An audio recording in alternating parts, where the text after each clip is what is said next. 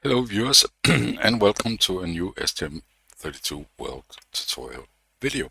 In this video I am going to dig into memory. In particular, memory on embedded devices is one of the most scarce resources there is. You might think, if you come from a desktop or you come from mobile development, that it is CPU speed, but typically focus will need to be taken on the memory. If we look at the device I'm usually using in these videos, the STM32F405, you can see that it's got up to 1 megabyte of flash memory, and it's go up to 192 kilobyte of memory. When we are compiling a program, you can see down here we have the 1 megabyte of flash there, and you can see there we have RAM. We only have 128 kilobyte because 64 of those kilobyte is another region. We have shown in earlier videos we can use that, but it's still a different region. Now, what I'm going to talk about in this video is where things go. So if you do one thing, how does that affect the memory and where does it go? So let's look at the typical memory of a compiled C program. If we're looking at the RAM specifically, we don't care about the flash right now. It will look something like this. You will have the low address, which is a 20.000.000, and upwards to the high address up here. First, you will have some static data down here that will be at the low addresses. So you can see it's typically divided into initialized data. That means you set an initial value, and uninitialized data. And on top of that, you have something called a heap, which is a dynamic region that is growing up from that point and growing upwards and can go down again or reduce again. And then you have the stack, and the stack is reversed. It comes from the highest address and then it crawls down. If these two ever clashes, you have a problem. So that cannot ever happen. The heap is typically used if you use malloc and free. That means you can, if you need a chunk of data, you don't know how big it is, you can just ask for a chunk of data. On embedded program, that is evil. Embedded development, that is evil. Use it as little as possible and don't use it unless you really know what you're doing. The stack is typically used by function calls. So whenever you're calling a function in C, the parameters and the state of the CPU, everything, all the registers or some of the registers of the CPU will be pushed onto the stack, and then when you return from that function, it'll be popped off the stack again. So the stack is very dynamic, but contrary to the heap, it does normally not fragment. The problem with the heap is fragmentation. Say you allocate 10 kilobyte of data, and then you allocate another 10 kilobyte, and then you free the first 10 kilobyte and then allocate 15 kilobyte. It will not fit into the first, so it will allocate on the top. C will keep track of the heap allocation, but fragmentation is possible, and that means that corruption can happen if the application run long enough. So avoid dynamic allocation on the heap. The stack is fair game though, but you need to keep track of how much you're using, because eventually this will clash into this, and again you will have a problem. So let's try to look at some of the different ways you can allocate memory in a C program, typical C program. We have a program here. Now the first one I'm doing is I'm allocating a const char.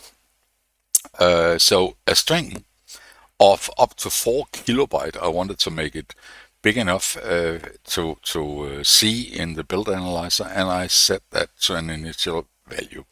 Now consts are constant, so they cannot be modified during the execution. So these will be located strictly in the flash, where we have tons of memory.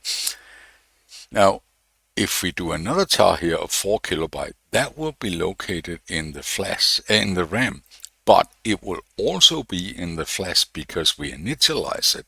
Now, if we change this to this, 4 times,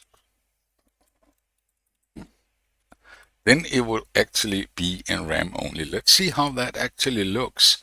So let's go back to this, build our project. I want to show you another little trick I figured out. Sometimes this down here, the build analyzer, doesn't really load as it's supposed to do, but you can actually, if you go into where the binary is in debug in this case, and click on the ELF file here, then it will update immediately. So that is actually the way to do this. So let's have a look at this with these two variables. Primarily we have a C string for constant string and D string for dynamic string. Let's have a look at how it looks in the memory. So if we go into the memory details, you can see in our RAM we have our C string is here. It takes 4 kilobyte of RAM in the data region of was that initialized or was it not initialized? That was initialized. So here we are. Right.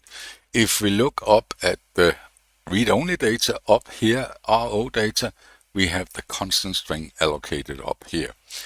But the interesting part is that we also have a region down here in the flash we call data. And what would you know? The C string is also there, because what is happening is when the processor is booting up with this initialized string, it will actually copy that, and it is not smart enough to optimize. See, we only need 4 bytes in here. It will copy the whole chunk of data.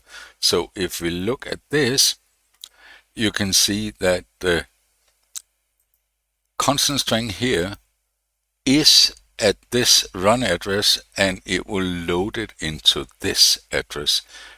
But it is stored in both locations, which is something to be aware of. At least. That is about all I want to show in here. But there are other ways to allocate memory. We can also allocate, if you imagine, down in our function, in our main function, we can allocate an L string 1 here, which we allocate as a static string, and we could do an L string 2, which is just a string. Now, where does that go? Well, the first one, because it is a static string, it is actually globally available. It is allocated. So this I would expect to be allocated in the main RAM. The static one, whereas the L string 2, because it's strictly a local variable, will be pushed on the stack. So let's look at how that actually looks. Again, if we go in here, we make that big. We also have a static stack analyzer, and if we look at the main function, you can see that it is 4 kilobyte and a bit long. Now, if we, just to prove that I'm right, if we set this one to, say, 1 instead, and build the project,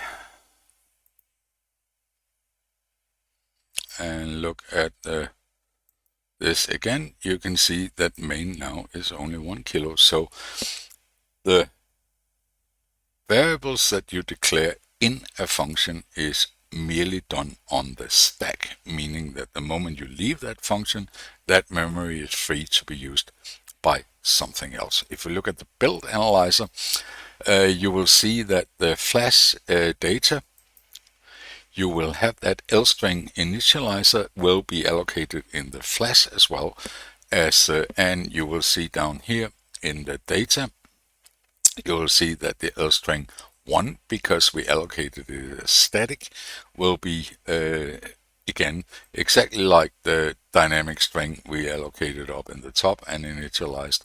So that is the uses of the data. I mentioned I'm not even going to talk about malloc and free and the heap usage, because unless you really know what you're doing, you shouldn't use the heap.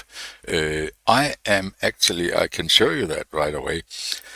I can think of one time in all these videos that I actually used that, and that was in one of the previous videos where I was talking about the WS 2812 RGB LED. Let's see if we can find that. We have it here. Oh, probably won't work.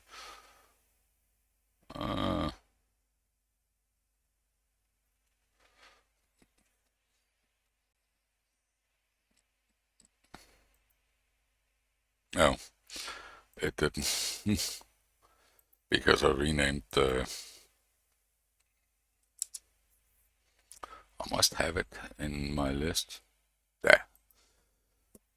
In my WS 2812, I'm allocating a buffer for all the LEDs, RGB values of all the LEDs. It is in here in the init function.